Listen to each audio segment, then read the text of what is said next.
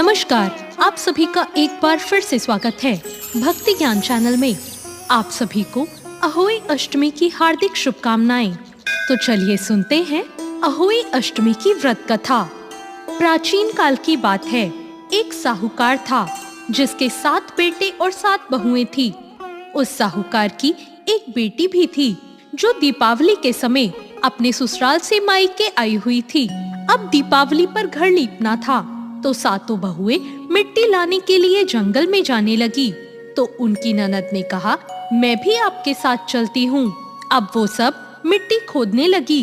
साहूकार की बेटी जहाँ मिट्टी खोद रही थी, उस स्थान पर स्याहू अपने बच्चों के साथ रहती थी।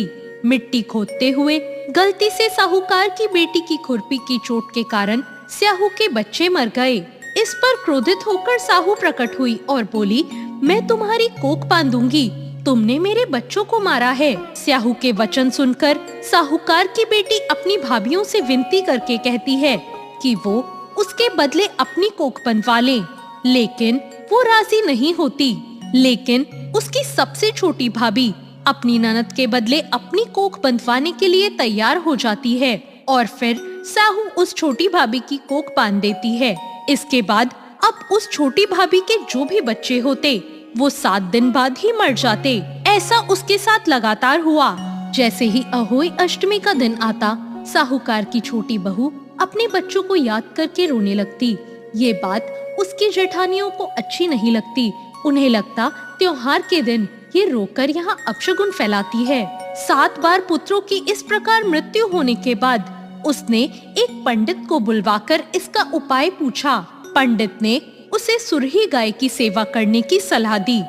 उसने कहा, सुरही गाय ही तेरी कोख खुलवा सकती है, उसके बाद तेरा बच्चा जी जाएगा।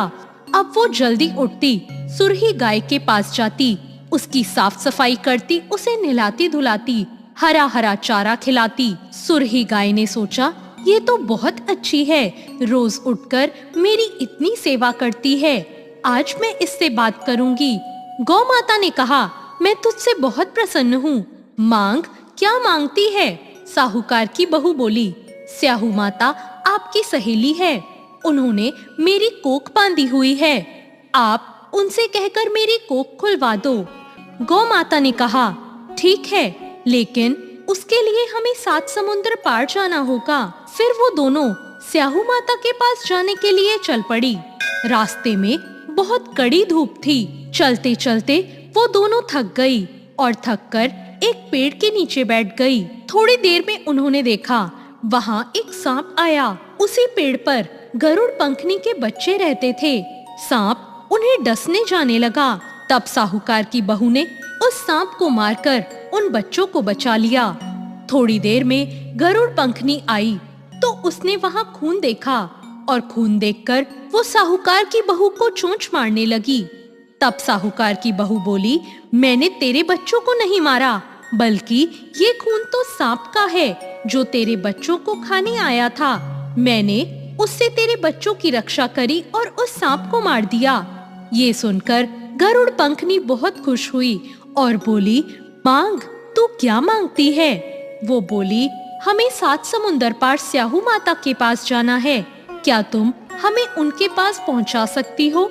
तब गरुड़ पंखनी ने उन दोनों को अपनी पीठ पर बैठाकर स्याहू माता के पास पहुंचा दिया।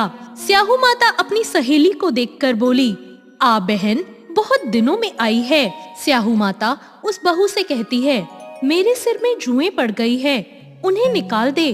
तब साहूकार की बहू उनकी सारी जुएं निकाल देती है। इस पर स्याहू माता प्रसन्न होकर कहती है, तूने मेरे सिर में बहुत सिलाई घेरी है, इसलिए मैं तुझे आशीर्वाद देती हूँ, तेरे 7 बेटे और 7 बहुएं होंगी। वो बोलती है, माता, मेरे तो एक भी बच्चा नहीं बचता, 7 दिन होते ही वो मर जाता है, तो 7 बेटे और 7 बहुएं कहाँ से होंगे? स्याहू माता बोलती है, ऐसा क्यों होता है? वो बोलती है, आपने ही मेरी कोख बांध रखी है। स्याहू माता बोलती है, अच्छा, तूने तो मुझे ठग लिया, लेकिन आशीर्वाद दिया है। स्याहू माता कहती है, वचन से फिरूं तो धोबी की कुंड पर कंकरी होऊं। जा, तेरे घर पर तुझे 7 बेटे और 7 बहुएं मिलेंगे। वो फिर खुशी खुशी घर लौट आती है तो देखती है वहाँ 7 बेटे और 7 बहुएं होती है। वो खुश होकर 7 अहोई बनाती है और उनकी पूजा करती है। शाम के समय जेठानी अपने बच्चों से कहती है, जल्दी जल्दी पूजा करके धूप लगा लो, नहीं तो वो छोटी बहू अपने बच्चों को याद करके रोने लगेगी और फिर अपशगुन फैलाएगी। थोड़ी देर में जब उसके रोने की आवाज नहीं आती तो वो अपने बच्चों से कहती हैं, जाओ देखकर आओ, आज तुम्हारी चाची रोई क्यों नहीं। बच्चे चाची के घर जाते हैं तो देखकर आते हैं। बच्चे कहते हैं, चाची तो कुछ मान रही है, खूब पूजा कर रही है। ये सुनकर उसकी जेठानियां दौड़ी दौड़ी आती हैं और कहती हैं, और वहाँ सब कुछ देखकर हैरान हो जाती हैं। वो कहती हैं, तूने अपनी कोख कैसे खुलवाई? वो बोली, तुमने तो अपनी कोख नहीं बंधवाई थी, इसलिए मैंने बंधवा ली थी। अब स्याहू माता की कृपा से मेरी कोख खुल गई है। हे स्याहू माता, जिस प्रकार उस साहूकार की बहू की कोख खोली, उस प्रकार सबकी खोलना। तो ये थी अहोई अष्टमी की व्रत कथा। आपको ये व्रत कथा कैसी लगी कमेंट करके जरूर बताएं। साथ ही मेरे चैनल भक्ति ज्ञान को सब्सक्राइब करना ना भूलें। धन्यवाद।